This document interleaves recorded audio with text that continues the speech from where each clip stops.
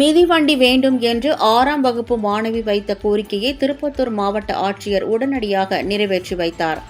திருப்பத்தூர் மாவட்டம் கிருஷ்ணாபுரம் பகுதியைச் சேர்ந்தவர் காந்திமதி. கணவரை இழந்த அவர் தனது மகள் லாவண்யாவுடன் கூலி வேலை செய்து ஜீவனம் நடத்தி வருகிறார்.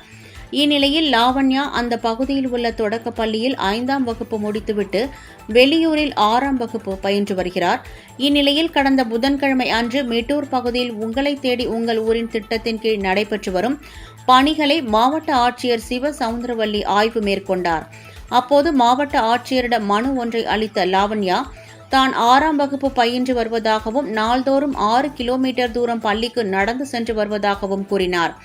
எனவே மிதிவண்டி வழங்கினால் பள்ளிக்கு சென்று வர உதவியாக இருக்கும் என்று தெரிவித்தார். மனுவை பெற்றுக்கொண்ட மாவட்ட ஆட்சியர் பொது நிதியிலிருந்து வாங்கப்பட்ட மிதிவண்டியை மக்கள் குறைதீர் கூட்டத்தில் இன்று மாணவி லாவண்யாவிடம் வழங்கினார் என்பது குறிப்பிடத்தக்கது.